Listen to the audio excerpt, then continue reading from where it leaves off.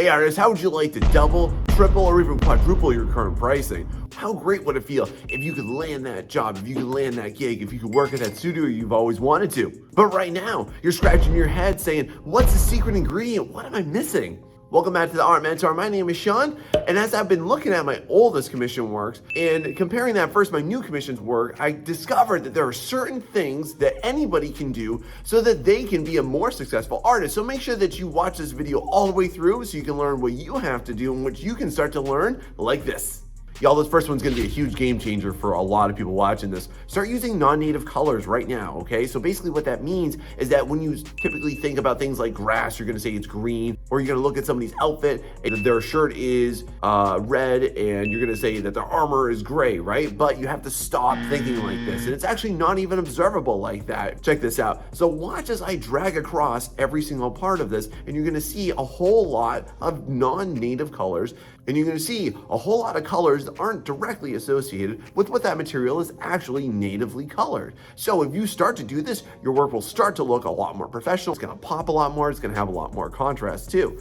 If you've ever watched my paint over tutorials, you're gonna find that this is the #1 thing that I always advise people on, and it's a huge game changer and will definitely allow you to up your pricing and improve your skills along with this. One of the major staples that I see of somebody who looks a lot more professional in their artwork versus somebody that's a lot more amateur is that they tend to use the same boring light source. So to put it to practice right here, it's typically gonna look something like this. It's gonna be coming boom, just straight on. And what that does is it just flattens out the entire character. It also doesn't create any type of dynamics in the scene, doesn't create a good mood in the scene. We don't understand the character. So definitely practice indirect light sources. When you do this, your characters can definitely take on a different appearance. They can emote a lot better. You can understand their character a lot better too. You want character in your characters. So to do that, you can definitely practice this just by having it come from different angles. Where's it gonna come from? Is it gonna come from 3/4? Is it gonna come from the side? Is it gonna come from the back? Is it gonna come from down below? Is it gonna come harshly from above? Just a simple practice like this will really help you stand out and get noticed, because I'm gonna tell you that 90% of everybody that's trying to get jobs right now, they are doing this sin. It's only coming from straight on. It's boring. Try something else. You're gonna thank me for it later, along with this too. One observation I can offer you, friend, is that your characters in all of your artwork might look largely homogeneous. You're doing the same type of character, they have the same exact skin tone, they have the same exact features, the same exact looks. There's a lot of people that might not be buying from you because of that. So implement more diversity. To start off, especially making non-white characters. Like, there's a whole world of beautiful people out there that you can grab some reference from, and you can start to insert that too. So if you can help them create the characters that, you know, look like them or are modeled after them, or even if you can take that a step further, let's take that into a fantasy realm, okay? Start to implement people that have like red skin, that have blue skin, that have gray skin, that have green skin. Start to implement more diversity across your characters. Think about how you can do this, and let me know down below, like, what do you think your overall diversity range is like right now, and what do you think you want to do more of? Y'all, the most simple, I would say more amateur looking pose that everybody does is just a simple standing straight and still. Stop doing this if this is you, all right? If you really want to nab more clients, if you want to stand out, if you want your portfolio to look better, you have to practice more dynamic posing. Now, if you're really lost on how to do this, here are 3 things that you can do right now in order to really level up your dynamic posing. #1 is use this composition, which is called the A composition. Basically, everything goes from top to bottom and flares out. #2 is that you can implement this, which is called an S curve. This works really, really well, especially for, I would say, more effeminate characters, anybody that has a larger sex appeal to them. The simplest thing that you can do, y'all, though, is to implement this, which is called a contrapposto stance. Now, yes, I know that sounds like a delicious Italian dish, but basically, here's what this means is that your weight when you naturally stand is always shifted to one way or the other. What that essentially does is it creates diverse angles between your hips and your shoulders. What you can do is just simply make your characters look a little bit more off balance, just like this, and then you can start to level up by practicing better collection of references and using pose models and things of that nature in order to really get your dynamic poses up to the next level. And then you can also do stuff like this. If you are uncomfortable right now with the idea of doing a full-blown, huge rendered background, y'all, I offer you this, friend, the semi-background. The semi-background is a huge, powerful device for your illustrations right now, especially for y'all doing characters, so that you can start to get more clients and have them stand out and that you don't have floating characters. Essentially, here's the difference. When we do a semi-background, we give an impression, we give a glimpse, we give a little snippet of where that character might exist. This is a huge game changer that I would say all artists should start to do right now. And it can also be a way that you start to level up your comfort level so that you can start to feel more comfortable in order to start to do fully more rendered backgrounds. But with this too, this just gives nice context to your character. Where do they live? Where do they exist? Where do they fight?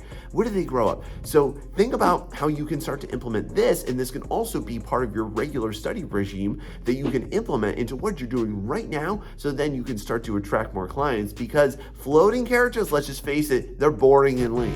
And if you also want to level up away from basic, do this. Not to contrast what I said earlier, but if you're only dealing with one light source, you're missing out on a lot of great dynamic flare. So start to implement more multi-point light sources. But basically, here's how you want to do this so you don't screw it up. Make sure that you start out by rendering your characters in your scenes in one basic light source. And the shadow area should be where the secondary or the tertiary light hits it in order to best give the most realistic lighted effects. You will never be able to show multiple light sources if they're not going to be hitting shadowed areas. That's the whole point. Just to give you a great effect right now, as you're looking at me, I have 3 light sources. I have a light here, a light over here, and I have a light behind me too. See that? So what that does is it gives your characters a lot of volume to them and also gives them a lot of play dynamics. See how that works? Try it out.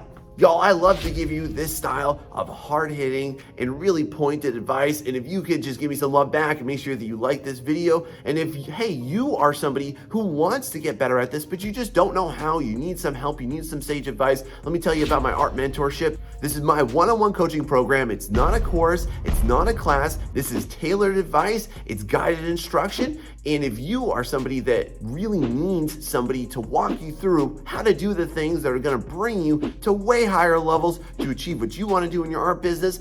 So if that sounds amazing to you, I would love the opportunity to work with you as a client. So make sure you fill out the form below and I'll reach out to you. Let's move on to this now. One of the highest level skills that an artist can start to implement is to actually create a narrative context. And this is big time for scenes and illustration, but also just for characters. When you can actually show a character in a scene doing something, they're not just standing there, they're not just looking, they're not looking to the side, to up, down, anywhere like that. When they are actually performing an action, when they're in the middle of something, then it really helps us understand the story of them. Every single time that I am gonna make a character, that I'm gonna be designing anything at all, I always think, what is this story all about? How do I show them? And you show them through little tiny things and big things. When you can insert a narrative context into your artwork, you can supersede, I would say, like 75% of all artists out there that are hustling trying to get jobs. And if you want to be a professional, this is a major skill that you need to have. And this is something that AI will always suck at. So you'll always have a huge leg up on that too. Along with this, the next really high achieving skill that you can get is definitely to start to develop illustrated backgrounds. Now again, if this intimidates the pants off of you, then do what I said earlier and jump to semi backgrounds. If you're not really sure how to do this, landscapes are totally different than drawing anything man-made, and that's why it trips up most people, which is why I made my guides right there to give you a leg up on those. Here's a really simple formula. I want to just boil this down to, number 1, try and implement at least 3 to 4 levels of depth. Make sure that whatever is in the back is generally going to be the lightest, and as you come forward, each level of depth is going to be a little bit darker. Separating those in between, you can apply an effect called atmospheric perspective, which essentially means that you're going to lighten up things as they go back, and you can implement this really quickly by just using something like a soft round brush. By just having this basic value structure, instantly your characters start to look great in them. And then finally too, what you want to do is you want to make sure that you give them weight, give them some type of shadow, make sure that there's some similar colors going in between. You can also use like a gradient map, for example, too, and that's really going to knock it out of the park. And again, the more you do this, the better you're going to feel with it, the more comfortable and confident you're going to feel. So definitely dive into this. Don't stray away from it. This is definitely how you start to make upwards of like $500+ easily. Try it out. The next thing you really gotta lean into, y'all, is this though. This comes, I would say, with a pretty heavy learning curve, but when you can start to do special effects Whoa, your artwork instantly blows the pants off of clients. Like, they are so ridiculously impressed. They're just gonna throw money at you. So to do this, here's what's really helped me, y'all. Not only do I study like Magic the Gathering illustrations for this, but also big time like just anime. Anime has so many amazing references for you to do that I've actually compiled an entire folder of just different magical effects that you can see right here. So start to get your references for what that looks like and anything that it could be. But big time, I would do like water, fire, ice, lightning. Those are some of the biggest ones, and you can kind of make anything look good out of that. And on that note, do you think that I should do a set of tutorials on how to do different magic effects? Because if so, let me know about it down below and I'll be happy to bust that one out too. Now, if you compile everything that we've talked about thus far, you'll be able to do this. You have to insert some type of feeling into it. So really focus on your mood. So just to show you some of my personal artwork as I go through this one here, when you take a look at this feels really dark and sickly, and it feels really uncomfortable, like you're unsafe. That's done so by all the greens and the sickly lighting happening on this. You get a more happy and serene feel from this one. This feels like it's more romantic. Looking at this one, this feels really raw, really intense. There's a high concentration of just saturated reds and oranges. You get the sense that there's an intense battle scene taking place here. In this scene, I use a lot more oranges and yellows to start to convey this like epic, triumphant fight scene happening here. And finally, in this one, I use a lot of blues in order to suggest that this is a calm and serene, it's a gentle moment, and then it's accented by all these warm highlights. I want this to be a really cute and intimate scene between these two characters happening right here. So think about how you can implement not only the gestures of your characters, but also your mood lighting and your multi-point lighting in order to really sell what should somebody feel. Because if you can elicit that response from a client, from an art director, you are going to get hired way more often. If you want to earn $1,000 or more, this is the most key way for y'all to do it. You ready for this one? Do group scenes. Do more than one character. I would say one of the reasons why people do group scenes and don't make more money is because they just have them standing there. So again, going back to my earlier points, make sure that you have the characters actually in motion, doing something. You have a mood to the scene. What are they thinking? What are they feeling? What should an audience feel from this? Should they feel happy, sad? Should they feel thrilled to be viewing this scene? Think about what you want people to feel from it, and think about how you can elicit the different personalities of those characters in that artwork. When you can do this, you are easily going to be able to push up your pricing upwards to $1,000. But again, in order to get there, y'all, you have to actually implement the skills that I'm talking about. And if you layer them as you stack them too, tell me down below too, what do you think you want to do? What do you want to focus on so that your artwork can get to that next level? All of this might seem really overwhelming. It might even seem confusing. And if you're not sure what this looks like, if you want to see some hardcore solid examples of how to put this all into practice, y'all watch this video right here and you can watch me do it in real time.